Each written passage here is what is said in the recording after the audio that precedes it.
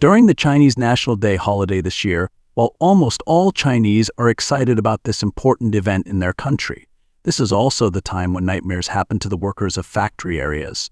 The factory owners disappeared overnight, leaving only closed doors and empty promises, leaving an extremely precarious future for workers and laborers. So what is the cause of this situation? And what impact will this have on Chinese workers? Let's find out in today's video. But before we begin, please hit the like button and subscribe to our channel, China Fact. Thanks a lot for your support. In recent years, China's economy has faced several challenges, including slowing growth, trade tensions, and structural adjustments. Prior to the National Day holiday on October 1st, numerous factory closures were already being reported. During the holiday, many factory owners in key manufacturing hubs like Dongguan and Hangzhou secretly fled. Some private factories gave workers a short break of 2 or 3 days, but upon returning, workers found the equipment gone and their bosses were no longer there. Workers are not only left without compensation but also without getting their overtime pay. This has caused significant distress among workers, with some reporting the situation to the police and others confused and asked, "What's going on?" One worker lamented, "Oh no, the boss has run off, we've reported it to the police, and there's nothing left in the factory." So many workers in the same situation are urging each other to call the police. So in a garment factory in Muzhou, the boss reportedly owed employees 4 months of wages and fled during the National Day holiday, leaving workers with no means to claim their pay. In Guangzhou, a factory owner who had failed to pay his employees was apprehended by the workers as he attempted to flee. The workers demanded him, "Give us our money, there's no room for excuses." This year's National Day Golden Week, typically a period of thriving business, was unusually subdued, severely impacting many industries. Following the holiday, physical stores saw a significant drop in sales, triggering another wave of closures. One laborer recounted, after the holiday there was a surge in store and restaurant closures. Many owners took the last opportunity to clear out their stores, and on some days, we saw 5 or 6 places shut down. We're in Yongkou, working in second-hand recovery, dealing with new and old equipment from KTVs, foot spas, and restaurants. Despite the crowds after Golden Week, there were no customers and spending was minimal. The business situation has deteriorated significantly compared to the May holiday, leading to a series of restaurant closures. Even the well-known wasabi restaurant chain in Huzhou has been affected. Lately, it was reported that multiple wasabi locations closed overnight. According to Chinese media, several wasabi restaurants in Hangzhou have also closed. Most of these establishments have posted notices such as equipment maintenance or temporarily closed. Many customers are worried because their prepaid cards still have balances ranging from a few hundred to several thousand yuan. A former employee revealed online that the company began delaying salary payments 2 months ago. The owner is suspected of having withdrawn funds and fled. A social media screenshot shows a group named Labor Dispute with Wasabi Restaurant Management, which has 175 members. As per a report, Xia Wen, a former chef at a wasabi branch, expressed that the sudden closure of the store caught everyone off guard with no prior warnings. The mall management sealed the store due to unpaid rent, leading to the instruction from leadership for employees to seek other employment. Xia Wen revealed that he is owed over 10,000 yuan for more than 2 months' worth of wages, while the store manager is owed over 5 months' worth of pay. Even the dishwashers have not been paid. All wasabi stores in Hangzhou have now shut down. A search on a group buying platform indicates that 22 chain stores in Hangzhou are listed as closed or temporarily closed. One of Wasabi's meat suppliers, Al Hai, claimed that the company still owes him approximately 1 million yuan for the supplies he provided. When he went to the main office in Hangzhou, he discovered it was locked. Al Hai stated, "On the morning of September 25th, we were still regularly delivering to various locations, and the restaurants were functioning normally with customers waiting for tables. But the next day, it seemed like the entire system collapsed overnight. All the Hangzhou stores shut down, a brand that had been deeply established in Hangzhou for many years, and the speed at which they closed was astonishing. Along with Hangzhou, numerous wasabi stores in cities such as Xi'an, Puzhou, Changsha, and Suzhou have also ceased operations. At present, the only remaining Wasabia Creative Cuisine outlet in Chengdu is situated in Skype Mall. However, public reviews indicate that this location is also temporarily closed. A staff member confirmed that the closure is due to equipment maintenance, with no definite reopening date. Public records reveal that Hangzhou Wasbaya Restaurant Management Company Limited, founded in 2011, once managed over 40 stores nationwide under brands such as Wasabia and Xinju Zan. Currently, China's economy is experiencing a significant decline, leading to challenges for traditional businesses. Subster Wang, who owns a convenience store in Dongguan, expressed his worries about the current economic situation. He observed that due to the downturn, people have less disposable income, resulting in many stores shutting down. In some instances, shops change ownership multiple times a year but still fail. Additionally, he noted that returning to farming in his hometown doesn't generate much income, and there is an increasing number of homeless people on the streets. Mr. Wang expressed, "At times I struggle to even cover the basic operational costs of the store, let alone sustain a livelihood. The business is not doing well, and I feel overwhelmed with feelings of depression and anxiety. Many people are unable to afford rent, leading to numerous shop closures. I have to pay a substantial amount in rent daily, and I am considering transferring to the store, but I haven't found anyone willing to take over.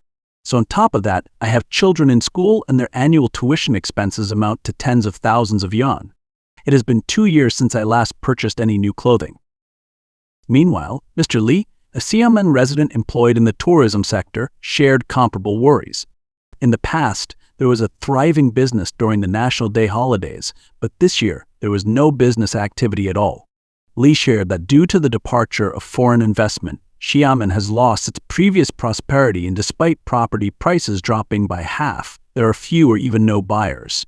He maintains connections with people from diverse industries and noted that the National Day holiday, previously known as a bustling Golden Week, was unusually quiet. Mr. Li also mentioned that numerous physical stores have shut down, leading to entire sections of streets being deserted due to the high rent, making it unaffordable for anyone to start a business. The once bustling Zhongshan Road now has very little business activity, with most stores being vacant. Businesses are changing owners frequently, but ultimately give up after a few months of no business. The decline in conventional stores is mainly attributed to decreased consumer spending. Mr. Li cited the example of people opting for cheaper street haircuts instead of going to hair salons. He added that in my area, people who used to enjoy traveling have stopped doing so, and many taxis in Xiamen have ceased operations as people opt for electric scooters to save money. A couple of years ago, we used to gather for meals and drinks with friends several times a month, but now we hardly meet even once every 6 months. This is mainly due to people having less money and cutting back on their spending. Wages have gone down while prices keep going up. The decline in consumer spending is also reflected in the latest film market data from China. According to the 2024 National Day Film Beta Insight Report released on October 8th, this year's total box office sales during the Golden Week holiday decreased by 23% compared to the same period last year. The number of moviegoers dropped by 20%. Screenings reduced by 88.7%, and the average ticket price reached a 4-year low. Amid the current challenging economic situation, Chinese consumers have significantly reduced their spending on entertainment. Many have mentioned that they only go to the theater for blockbuster movies. Even pharmacies and small clinics, which were once busy, are now facing a wave of closures. Dr. Wang Jin from Guangzhou, who worked at a small clinic after retiring, noted that after the COVID-19 restrictions were lifted at the end of 2022, they had more patients than they could handle. However, this year has been eerily quiet. With a monthly rent of 12,000 yuan, the clinic is struggling to break even. Dr. Wang further stressed that the economy in China is currently terrible, with many small stalls and clinics closing due to a lack of patients. Business owners are suffering huge losses, and I haven't been paid in a year. Those who profited were involved in the vaccine industry with billions in corruption, leaving people very angry. July Young, who works in education and training in Sanya, shared that doing business in China is extremely challenging due to widespread corruption among officials. But he noted that succeeding in business today is nearly impossible. The primary issue is the lack of protection for private property, making business owners vulnerable. Even if you operate honestly, someone will eventually extort money from you, and another will follow suit the next day. They can cut off your utilities at will, making it impossible to sustain a business long term. The economic downturn has led to numerous closures, creating a new industry of professional closure agents. These agents assist businesses in absconding with their money, shutting down operations and evading debts, leaving consumers helpless to reclaim their rights. In recent years, businesses such as education and training institutions, gyms, hair salons, yoga studios, and others that operate on a prepaid model have frequently seen owners abscond with the money, leaving consumers defrauded. These incidents often involve professional closure agents who operate in a legal gray area. According to Chinese media, a woman named Zhang Yu from Wuhan has experienced 3 instances of businesses closing and fleeing over the past 4 years, resulting in a total loss of nearly 20,000 yuan for her. In 2020, Zhang Yu participated in a promotion by a real estate platform and paid 15,000 yuan in advance to rent an apartment in the high-tech zone. Unfortunately, 3 months later, the landlord informed Zhang Yu that the platform had not been paying the rent for 2 months and asked her to vacate the apartment. Zhang Yu found out that more than 300 people had been deceived and the rental agency had disappeared, with the person in charge fleeing and employees remaining unpaid. Despite seeking advice from multiple law firms, she was informed that the likelihood of recovering her losses was low. Additionally, Zhang Yu mentioned that legal fees alone would amount to at least 2,000 yuan. Even if she were to win the case, it was unlikely that the rental platform and the company's legal representative would have sufficient assets for enforcement. In 2022, a fitness center in Wuhan ran a special offer, and Zhang Yu paid 2,850 yuan for a yearly membership. However, just 1 week later, the gym ceased its operations. Upon researching online, she found out that the gym had undergone a complete corporate change in May 2022, and the company was officially dissolved in July. Chen Ming, a fitness instructor, also fell victim to this closure. He is still owed 13,000 yuan in unpaid salary. Chen Ming pointed out that there are indicators before a gym closes down professionally. The first sign is a significant price drop, followed by a strategy of relaunching pre-sales with very low prices for memberships and classes. In his gym, there were 2,000 to 3,000 members, and this pre-sale tactic was used to entice customers to make deposits before the business shut down and the owner vanished. In China, there are professional closure agents who openly offer their services on certain social media platforms. They focus on businesses that are facing difficulties or getting ready to shut down, and they organize the process of closure. This has led to the development of a semi-legal industry. According to EMS, Shen, a professional closure agent, she primarily handles closures in Guangzhou and Guangzhou and Guangdong and has been continuously helping businesses close down since June and July of this year.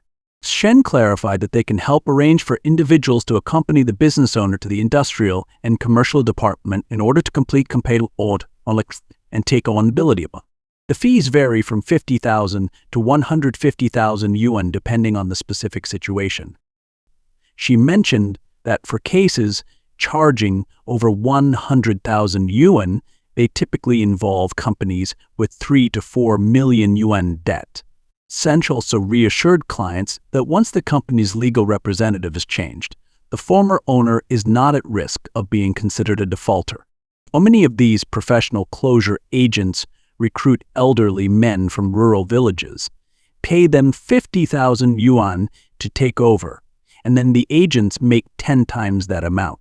So allows the original owners to avoid millions in debt and start anew. The elderly individuals are not concerned about being labeled as debt beasts, creating a harmful cycle. Another economic expert noted that the emergence of professional closure agents reflects the ongoing economic decline in China.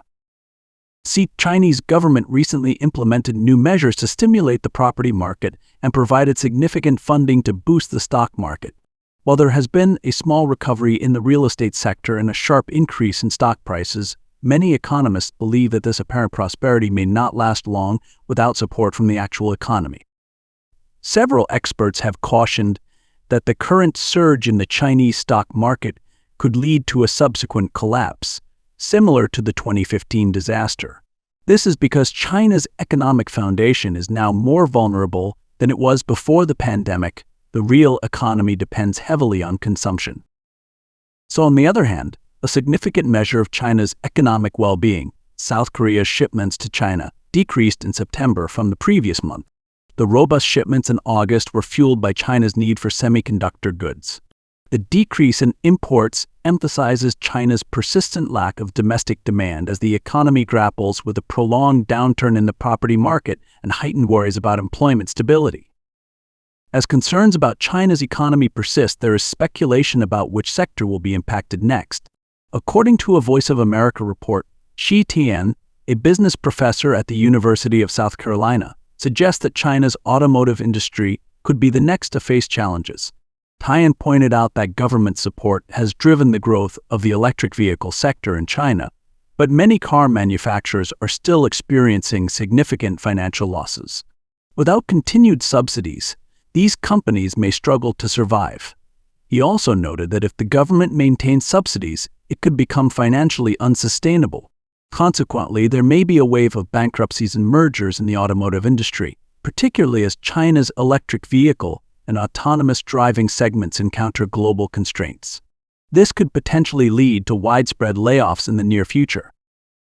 In the meantime, Li Henqing, an economist at the Institute for Information and Strategic Studies in Maryland, is of the opinion that the economic decline in China is inevitable and the repercussions of this economic slowdown will continue to spread, affecting more and more sectors.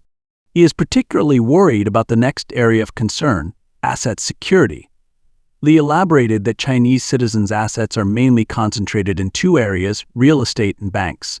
Chinese property developers have depended on banks for their expansion, and prominent real estate moguls like Zhu Jian of Evergrande, who once appeared extremely wealthy, were actually overwhelmed by debt.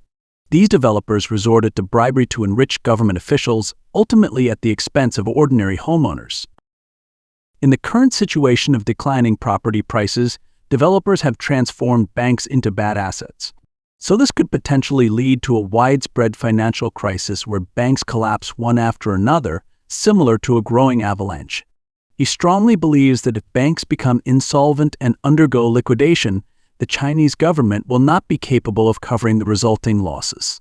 An illustrative case is the Hunan Rural Commercial Bank, which experienced a 40 billion yuan financial scandal a few years ago. In this particular instance, only deposits below 50,000 yuan were reimbursed, leaving those with larger deposits still awaiting resolution. We've come to the end of today's video. Thank you so much for watching. If our content was engaging for you, we'd be grateful for a thumbs up and for you to share it with friends and family. Make sure to subscribe to our channel, China Fact, and turn on the notification bell to stay updated with our new videos. Your support is greatly valued. Until next time, take care and goodbye.